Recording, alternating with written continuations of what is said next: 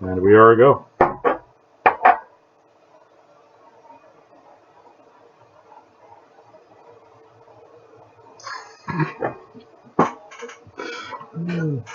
Don't worry, we'll let this bit out. Okay, so 1 second. Okay. Close the door.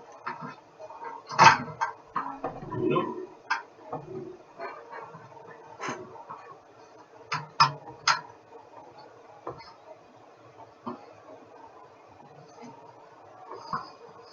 Hello, Ponto. How you doing? Good. How you doing, Mark? I'm doing good. Doing Thank you good. very much. Doing good. We're here for the first of our, I guess, transatlantic beer share. We are. We are. And what are you drinking? We're here, and we finally got it working, I guess. Yes. For anyone who's watching, it took us about 10-15 minutes to figure out the video issue, and it was really quite annoying, and XSplit is a pain in the ass at times, but it works so well. And it is now nearly 11 o'clock my time, so that makes it what? It's almost 3 o'clock in the afternoon here in Canada. So you're about to have, how strong is your beer? Well, I have the Brewdog Dogma beer. Actually, it's quite interestingly packaged. I like it. It's 7.4%. 7.4% at 3 o'clock in the morning, in the afternoon, sorry. Yeah. Well, it's it's perfectly acceptable here to have alcohol with your lunchtime or early dinner. So I'm right on cue. So it's 6 o'clock somewhere, right? It doesn't even matter if it's 10 a.m. I've heard English tradition dictates that sometimes. Okay, well, I'm quite happy to have a beer at lunchtime whilst you have one at 6 o'clock in the morning or whatever it is. So that's fine. Maybe that's next week. Well, we'll see. It's a date. Let's book it in. We'll see how well I function the rest of the day with all my other phone calls and everything else I have to do. Okie dokie. Anyway. Let's actually get to the beer. Yes.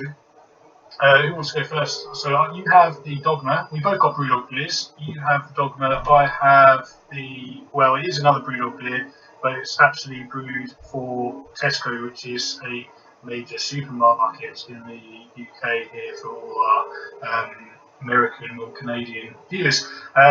It's the American Double IPA. So we can take a look right here. And we have a suspicion, don't we, that it's essentially a rebadged hardcore IPA. If you look at the review that I've done, which is on our website, you can see that I've linked about that in a little bit of detail. There seems to be a mixed views as to whether it is or whether it isn't, but certainly they're the same style of beer and they're the same alcohol percentage.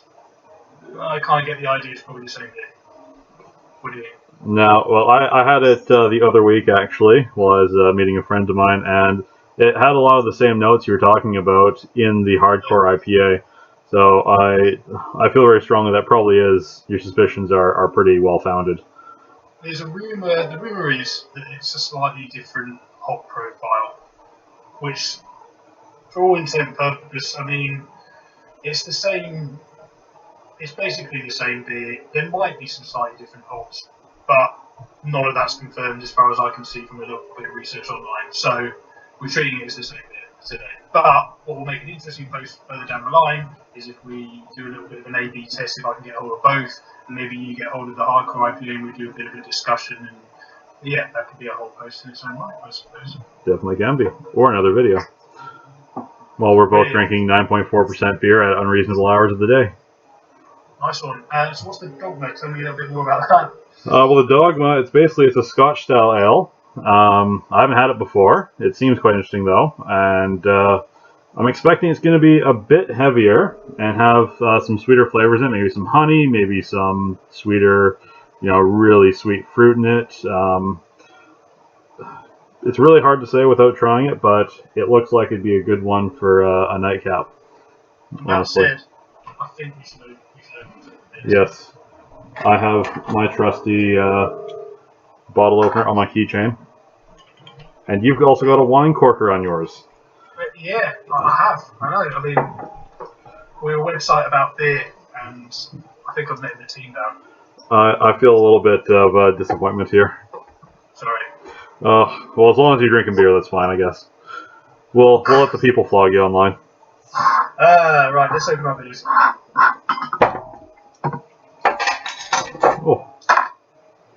right away I can smell that Scotch finish on it as soon as I opened it. Try and lift yours up the core as well if you can. There's mine. Oh, there you go.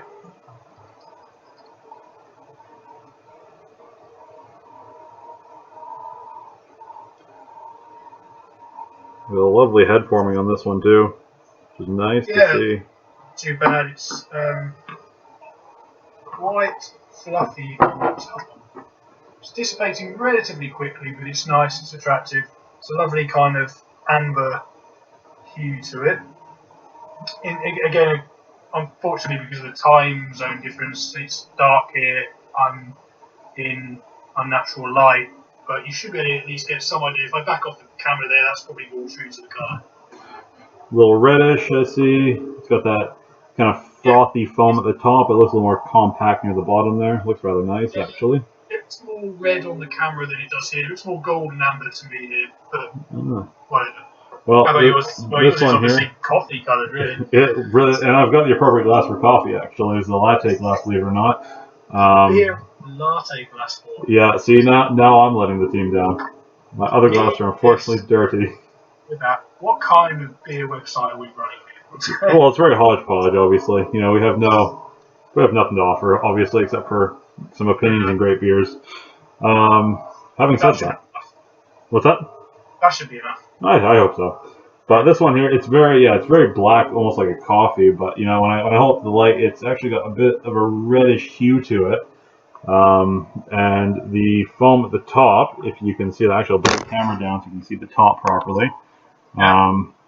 It's quite frothy and creamy looking, and yeah, I think it's very similar to yours actually. Dissipated quite quickly. It's about half of what it was, as I poured it, but it's still staying now, which is nice. It's more of a substantial head. This one's dissipated. If I have to swirl it to sort of bring it back, whereas yours is pretty tight. Pretty solid. But then again, the latte glass might be retaining that quite well, actually. It could be, and it's quite nice to have a decent head on a heavier kind of beer, closer to a stout but this is a Scotch ale, but even so, the aroma is quite reminiscent of like a heavier stout. Yeah, cool. Do you want to go in for your aroma first, and then I'll do mine? Yeah, sure. So get a big nose full of it. And I can smell right off the top. It's got that sweetness I was expecting out of a Scotch ale. It's more honey-like than anything else. Got a slight bitter, sort of. I don't want to say citrusy, but it's just a little bit of a bitter kind of afternote in the aroma there. But it's definitely that sweetness kind of overpowers most of it. Okay. It's not sickly sweet or anything, but it's quite pleasant. Nice. Yeah. It's darker than I thought it was going to be. With it being, you say it wasn't like an old ale type style, or? Yeah, well, they're calling it. It's a revamped wee heavy. They said so. It's not really. You're not really sure what to expect out of it, but yeah. I was expecting something kind of like a dark ale, but certainly not quite as dark. But, no, it's darker than I was expecting. Yeah, but they revamped it, hopefully for the better. Yeah, sure. We'll go in for this one then. So it's incredibly resiny and piney in the aroma. Obviously, comes from the hops. It being a double IPA, you'd expect this to be hop forward in the bouquet. Very citrusy, very grapefruity, and interesting enough, if you hold it further away, you get this almost floral type aspect. And then as you get further in, that's when you pick up more of that grapefruit and citrus type element. So it can be quite subtle from a distance, more floral and gentle and delicate, and then as you get further in, it starts to reveal itself as something far more potent. So slightly double-edged kind of element to that aroma, but it's lovely. It's really quite intoxicating, the aroma, actually, the hop profile in it. So really, really lovely, really enticing. Wow. All right. Go for your taste then, Ponto. Let's have a sip. Crack on. Whoa.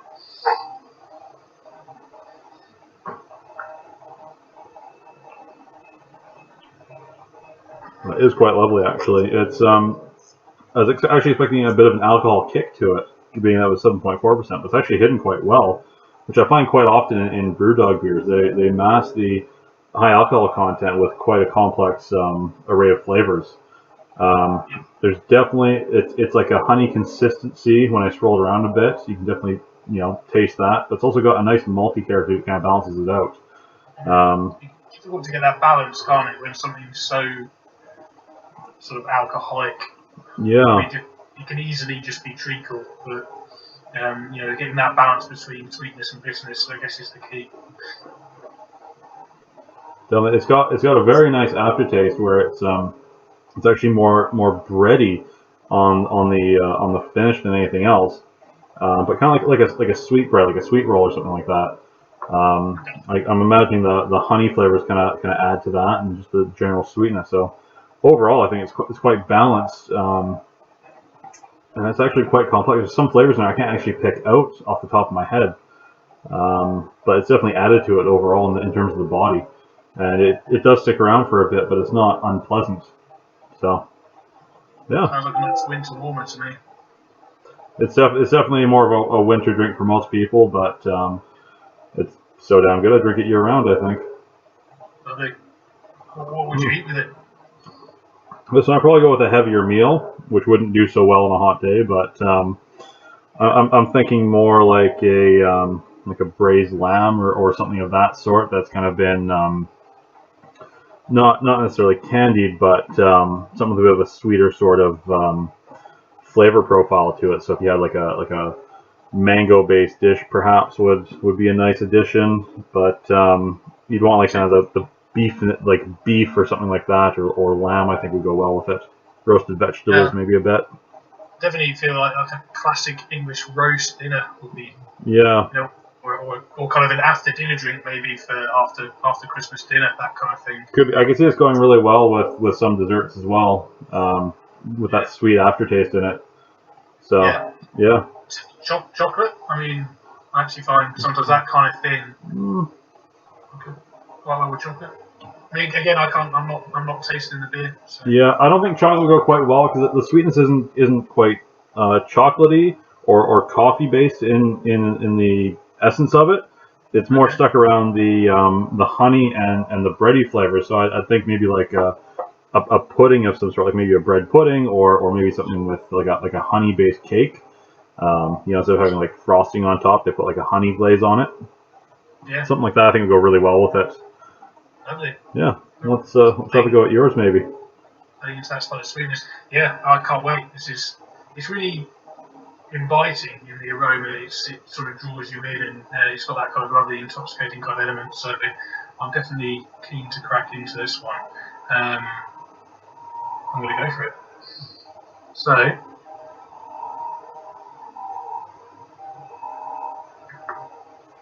and kind of up front you get that caramel sweetness, but it very, very, very quickly turns into like an orange marmalade. So you get that kind of lovely, again, slightly playing into the citrusy and the hops and everything, but that lovely sort of bitterness that you expect from a good marmalade, kind of on toast or something. So really well balanced in terms of the sweetness first, and then that lovely bitter finish.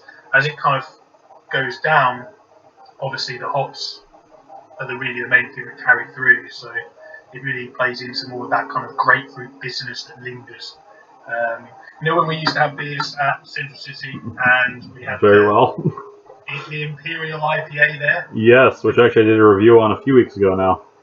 Oh, right, great. Yeah, pretty fantastic beer. I mean, most of their beers are pretty damn good, but I guess when I first came across beers like this, and you can, testify to this, is because they were just so intensely dialed up in terms of the hops, I didn't actually like them. And all I remember saying to you is everything tastes of bloody grapefruit.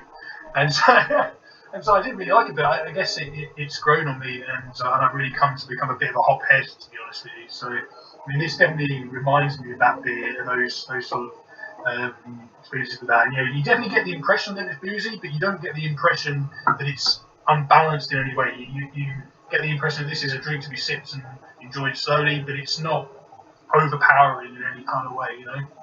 It's again, in classic Brewdog terms, it kind of pushes the boundaries, but somehow manages to keep all the different guys in check, so to speak. So it's great. It's really, really good. Top class. Now, would you say, based on the hop character in there, is it closer to what you expect out of a North American beer, or is it still closer to European or UK style beer?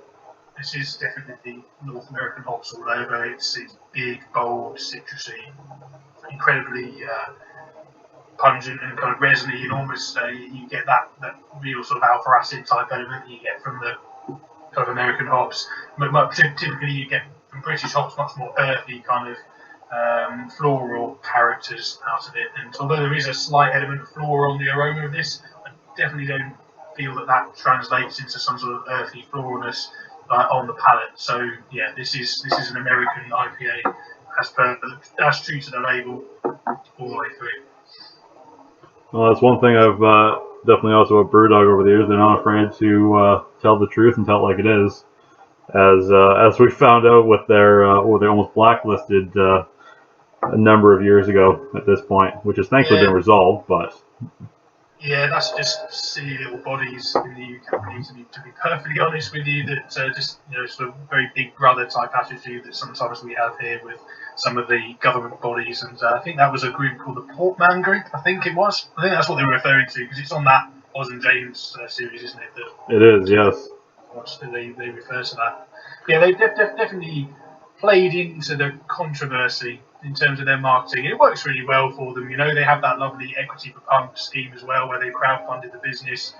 They've run whole TV series sort of over in the States as well. So they're really not afraid to push the boundaries, and I really respect them for that. Some people find it, a little bit hard to swallow, but I think, the British beer scene does need somebody like Brewdog to kind of shake things up a little bit as well and try and drive things forward. So, you know what, there's a place for that, and they do it really well. I would say so. Cool. Now, speaking of Oz and James, you brought that point up that you saw them on there. Do you remember how they first met the Brewdog guys? On a park bench? A park bench with beers in paper bags. Yeah, I love that. Oh, it was amazing. If you did that here, you'd be arrested on the spot. For anyone who doesn't know, Canada's pretty strict about its alcohol laws. Yeah, everything's government controlled, isn't it? Pretty much with the distribution of it and everything. So yeah, there's lots to that. I mean, you can buy alcohol online in the UK. You couldn't even dream of that here. I mean, there's only Ontario and Quebec that you can buy, that I know of anyway, that you can buy actual alcohol in the supermarkets. In BC, you couldn't even dream of it. You have to have a completely separate entity. It's amazing how it differs from province to province over there. Well, and even in some provinces, it's illegal to transport alcohol you bought in one province to another province. It's almost like they're separate countries in some ways. It's very strange. So, but bit off topic, but overall, I mean, back to Brewdog, I think their marketing and the way they handle business is actually quite intriguing, and their product backs it up, and I'm not disappointed by this beer at all. Yeah, absolutely. Well, to our first transatlantic beer sharing then. Cheers to you and everyone else watching. And to you. And before we sign off, if you want to hear more about Transatlantic Brews, essentially we're a website that looks at craft brewing and craft beer on both sides of the Atlantic. I've lived in both places in Canada, and I live in the UK at the moment. Obviously, Ryan, or Ponto, as he's mostly referred to, is based in Canada. And we look at both the cultural aspects of beer and also obviously the trends and what's going on in terms of the growth of craft beer and the movement there as well, and bringing you that enjoyment from both sides of the Atlantic. I mean, really, we want to do this in a really kind of non-threatening, kind of non-snobby kind of way. We really just want people to enjoy a better beer. So if you want to find out more, head over to transatlanticbrews.com, and you can find there we do a regular beer review every week, a written beer review, and these are going to be a regular series once per month. So a video beer share as well. So thanks very much for tuning in, and we'll see you next time. Have a good night, everyone. Enjoy your pint. Cheers. You too.